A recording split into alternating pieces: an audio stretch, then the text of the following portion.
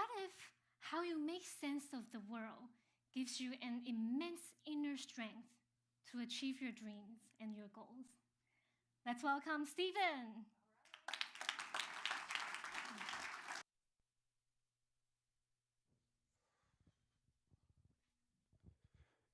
There are many students, there are many athletes, and there are many mental conditions, but I'll just talk about one.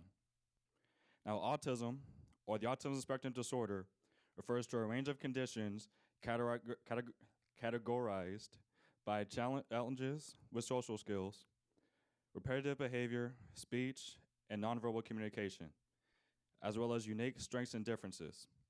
We now know that there is not one type, but many types of autism caused by different combinations of genetic and environmental influences. Now, before I continue, I'm gonna tell you a little about myself. I'm from San Jose, and as far as I know, I'm the only one in my family born and raised on the West Coast. I went to Monroe Middle School and graduated from Del Mar High in 2015. Yeah, Del Mar, boo, they suck, but hey, that's where I went. While I was there, I was a leader in the football program for all 4 years, and I played basketball there for 3 years. Currently, I'm in my last semester at San Jose City and plan to be at a 4-year school in the fall.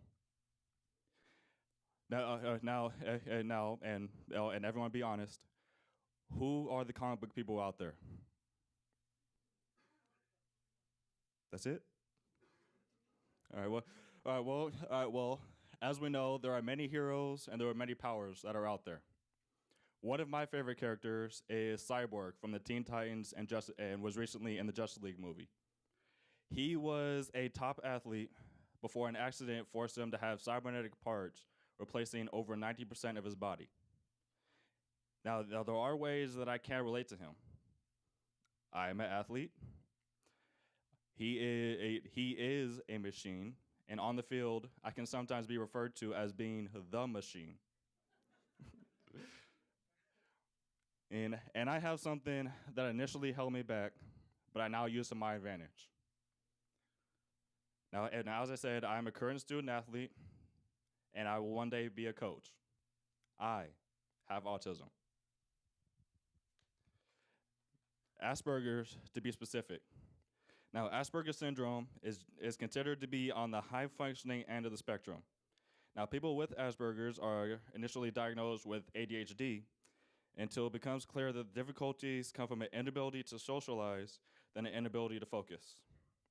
They may initiate conversations with facts related to a topic of interest and may lack the ability to see things from another person's perspective. Now, for you comic book people out there, like all powers, there are strengths and there are weaknesses. Now, some of my weaknesses are the fact that I can sometimes have a hard time focusing, and my kryptonite, I'm not as social as others. But some of the strengths being that even at the age of 21, I still have an incredible imagination, which is kind of crazy.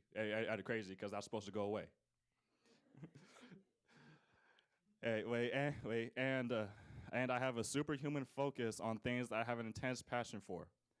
An example being that when I'm preparing for games, I can watch and correct the last game, scout the next team, write a scouting report, and put together a game plan in 1 to 2 days.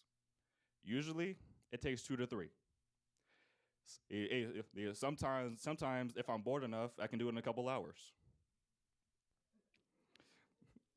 Now, as I said earlier, I'm not as social as others unless I'm with people that I know. But something that until now no one knew is that there was a shame that I held in middle school because I didn't want anyone to know that I was different. But there was one person who said it. There was one person who said, see what it can do, not what it is. Use it as an advantage, a reason for success, not an excuse for failure.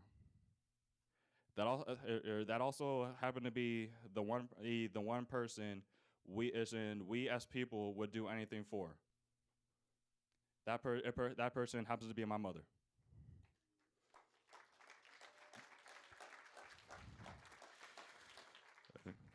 In the last few years, she supported everything, encouraged everything, and even though there were dark moments between us, she allowed me to stand and rise to get to where I am now.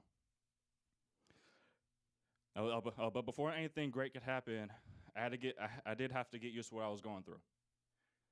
I was diagnosed in 6th grade, and as I said, I didn't want anyone to know because I would have been seen as and called many different things.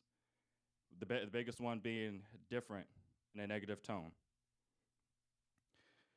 But I was able to. But recently, I was able to overcome all of my shortcomings by taking the same drive and passion that I have on the field and putting it in the classroom. And over the last couple years, I have started to interact with people more, and I'm able to focus better by making small movements that are often unnoticeable to others just to get myself back on track. Back in 2012, I also started training with a group of people that over 4 years would change the way I saw things and the way I did things. This was the San Jose Sabercats, who was a former arena football team and arena football champion. I was able to be on the field with them every day, where I learned what it meant and what it took to work to be the best. And the techniques that I needed to beat the person across from me every time. Which in football, there's not a second of the game where you're not at least trying to do that.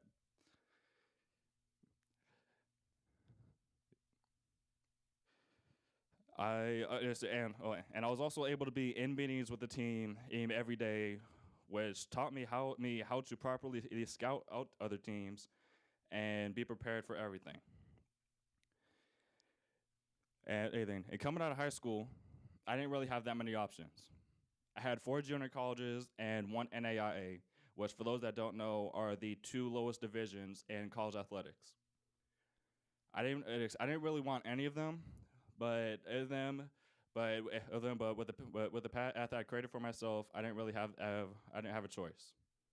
But now 3 years later, things are different. I will be at a 4-year school in the fall, and I currently have 6 more options than I did when I came out of high school.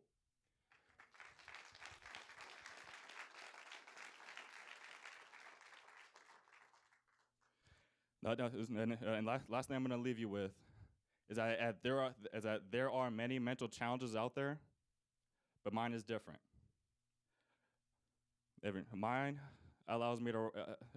Mine brings me up so that I can rise above the rest.